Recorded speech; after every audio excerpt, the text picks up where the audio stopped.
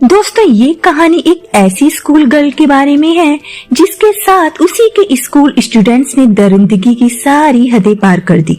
Movie का नाम है my little baby Jaya. Movie की शुरुआत जया नाम की लड़की से होती है जो रात के अंधेरे में एक होटल के कमरे में आती है। चेहरे से वो काफी परेशान दिख रही थी और फिर अचानक से उसने खिड़की से कूदकर अपनी जीवन लीला समाप्त कर ली। वहीं दूसरी तरफ हम मानसिक रूप से बीमार आदमी को सड़क पर लोगों से फोन मांगते हुए देखते हैं क्योंकि उसके फोन की बैटरी खत्म हो गई है।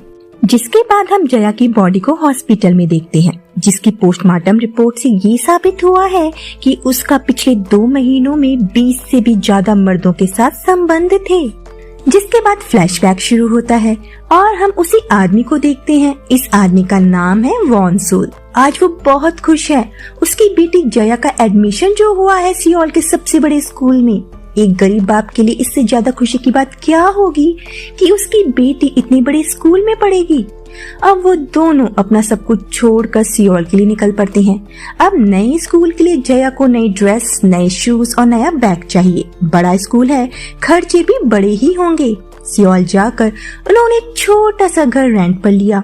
अब वॉन सूल औरतों की लॉन्ड्री बेचने का काम किया करता था। यहाँ आकर जब उसने एक लॉन्ड्री शॉप के आगे अपने कपड़ों का स्टॉल लगाने की कोशिश की, उस शॉप की ओनर ने उसे अपना स्टॉल लगाने से मना कर दिया क्योंकि वॉन सूल के स्टॉल लगाने से उसके बिजनेस पर फर्क पड़ेगा।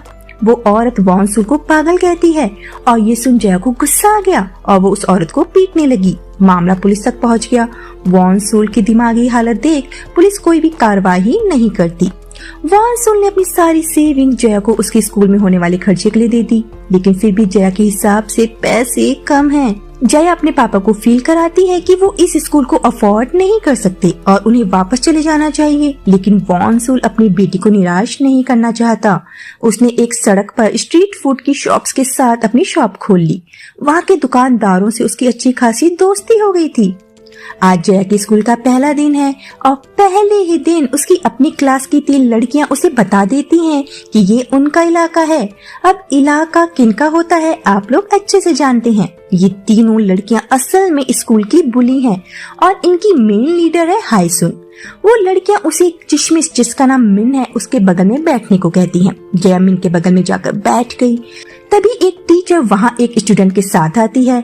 उस स्टूडेंट का नाम जियोंग है। स्कूल में एक वोकल कंपटीशन होने जा रहा है, इसीलिए उन्हें कुछ स्टूडेंट सेलेक्ट करने हैं। अब यहाँ हाईसुन वोकल में सबसे अच्छी होती है, लेकिन जब जया ने गाना गाना शुरू किया तो सब दंग रह गए और वो तीनों बुलीज भी। टीचर ने पूछा कि उसने ये कहाँ से सीखा। जया ने बताया कि वो चर्च जाती थी ये सीखने के लिए, लेकिन जियोंग को जया की सिंगिंग काफी पसंद आती है और शायद जया भी।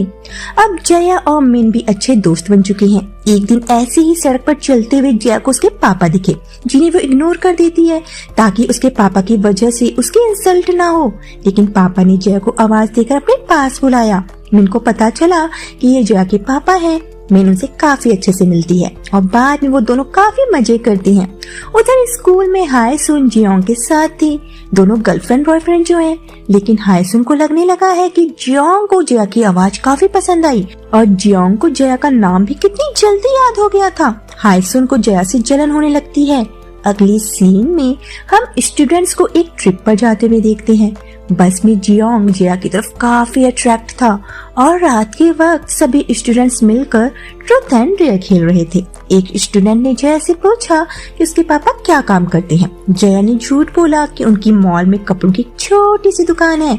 जिसके बाद उससे पूछा गया कि क्या वो उनमें से किसी लड़के को पसंद करती है। जया ने जियोंग की तरफ देखा, लेकिन वो इस बात का जवाब नहीं देती। अगली सुबह जब जया बाहर टहल रही थी, जियोंग उसके पास आया और पूछा कि तुम मुझे पसंद करती हो ना, और ये कहकर उसे किस करने लगा। जया उसे रोकने की कोशिश करती है। जियोंग ने कहा कि शायद वो उसे पसंद करने लगा है। ये कहकर वो उसे झाड़ियों के अंदर ले गया। उन्हें वहाँ हाईसुन की दोस्त इंटीमेट होते हुए देख लेती है और उनका वीडियो भी बना लेती है।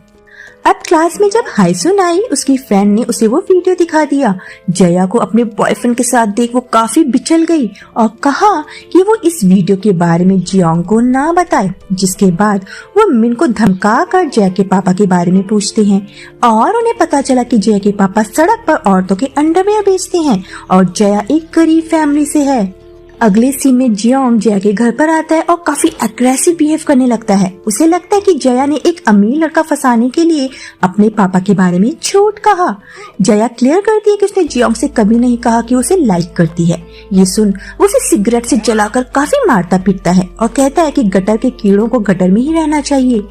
अब जया हाईसुन के पास आती है और बताती है कि उसका बॉयफ्रेंड खुद उसके पास आया था, ना कि वो उसके पास गई थी। ये सब जानने के बावजूद हाईसुन जया को थप्पड़ मार देती है और उसके पापा के बारे में अनाप शनाप बकने लगती है। अपने पापा के बारे में सुन जया को गुस्सा आ गया और वो हाईसुन के बाल पकड़कर उसे पीटने लगी और पीटने के बाद वहाँ से चली गई। अगले दिन स्कूल में जया के पापा को बुलाया जाता है। हाईसुन एक अमीर फैमिली से है और हाईसुन ने अपने पेरेंट्स को झूठ बताया था कि जया उसे और उसके दोस्तों को बुली किया करती है। यहाँ पर उन्होंने मिन को भी धमकाकर अपनी साइड पर कर लिया था। जया के पापा जया को एक्सपेल ना करने की रिक्वेस्ट करते हैं। जया जानती है कि उसकी कोई भी गलती नहीं है, इसलिए वो माफी मांगने से मना कर देती है और उसे एक्सपेल कर दिया जाता है। जया के पापा जिन्होंने दिन रात मेहनत करके उसे स्कूल में एडमिशन दिलवाया, जया की बेवकूफी की वजह से उनकी सारी मेहनत पानी में चली गई। अब जया एक स्टोर में काम करना शुरू कर देती है। उस शॉप का ओनर असल में बार एग्जाम की तैयारी कर रहा है, तो जाहिर है कि वो कानून अच्छे से जानता होगा। जया को जब पता चला तो उसने ओनर से स्कूल में होने वाली बुलिंग का जिक्र किया। ओनर एजुकेशन डिपार्टमेंट को एक लेटर लिखकर उस स्कूल में होने वाली बुलिंग के बारे में कंप्लेंट करता है। इस कंप्लेंट के बारे में उन सभी स्टूडेंट्स को जब पता चलता है तो वो सब घबरा जाते हैं। आज जया का बर्थडे है और उसका प्लान मिन के साथ पार्टी करने का था, लेकिन जब उसने दरवाजा खोला मिन के साथ जियोंग और बाकी स्टूडेंट्स भी उसे विश करने आ गए। उन्हें वहाँ देख जया उन्हें वहाँ से जाने को कहती है, लेकिन वो सभी स्टूडेंट्स जबरदस्ती वहीं बैठ जाते हैं। जियोंग के सारे दोस्त जया के घर का बहुत बुरा मजाक बनाते हैं और उसे जबरदस्ती कमरे में ले जाकर उसका रेप कर डालते हैं और एक लड़का उसका वीडियो बना रहा था। अब हाईसुन उसका वही वीडियो दिखाकर उसे ब्लैकमेल करना शुरू कर देती है। अब से हर रोज वो लड़की आकर जया के साथ जबरदस्ती करने लगी।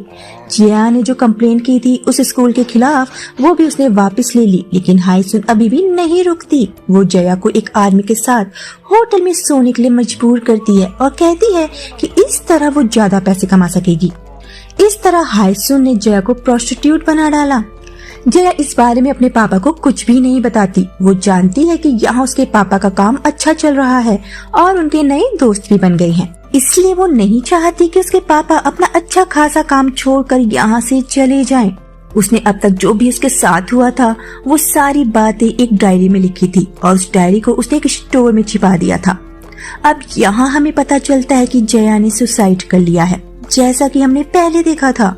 उस शॉप के ओनर को जया की डायरी मिलती है जिसमें उसने अब तक जो कुछ भी उसके साथ हुआ है वो सब लिखा है। उस डायरी को पढ़ के जया के पापा टूट जाते हैं। वो स्कूल एडमिनिस्ट्रेशन के पास जाकर सब कुछ बता देते हैं, लेकिन स्कूल को जया से कुछ भी लेना देना नहीं है। उनके हिसाब से जया एक बिगड़ी हुई लड़की थी।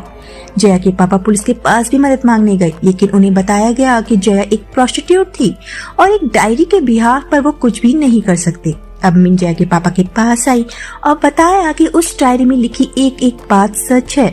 वो उन लड़कियों के डर की वजह से जया का साथ नहीं दे पाई, लेकिन अब जब वो जिंदा नहीं है वो उनकी मदद करना चाहती है। अगले सीन में हम मिन को उन तीनों लड़कियों के साथ स्कूल की छत पर देखते हैं। वो उनसे कन्फेस करने को कहती है जो भी उन्होंने जया के साथ किया था, लेकिन वो लड़कियां मिन को ही मारने लगी। जिसके बाद जया के पापा पीछे से आए और उन तीनों लड़कियों के ऊपर केमिकल फेंक दिया। ये सब उन्होंने इसलिए किया क्योंकि कोई भी उनकी बेटी को इंसाफ दिलाने में उनकी मदद नहीं कर रहा था। जिसके बाद जियोंग उन लड़कियों की न्यूज टीवी पर देखकर घबरा जाता है। इसके तुरंत बाद उसका भी किडनैप कर लिया गया। हम जियोंग और बाकी लड़कों को जया के पापा के पास देखते हैं। उनका किडनैप जया के पापा ने ही किया था। यहाँ वो सभी लड़के ये बताते हैं कि उन्होंने जियोंग के कहने पर ही जया के साथ वो सब गलत हरकतें की थी। ये सुन वो उन सभी लड़कों को एक एक करके मार डालता है और लास्ट में वो जियोंग को लेकर एक लेक पर आए और उसके मुंह पर फिशिंग रॉड डालकर मार दिया। और बाद में उसे लेक में फेंक दिया, जिसके तुरंत बाद जय के पापा ने भी उसी लेक में डूबकर सुसाइड कर लिया था, क्योंकि उनकी जिंदगी में अब कुछ भी नहीं बचा। और इसी के साथ ये मूवी यहीं पर खत्म हो जाती है। दोस्तों, ये मूवी काफी परेशान कर देने वाली है और देखा जाए तो इस तरह की घटनाएं इंसान को झकझोर कर रख देती हैं। वीडियो पसंद आया हो तो वीडियो को लाइक और शेयर जरूर से कर देना। मिलते हैं नेक्स्ट वीडियो में। बाय।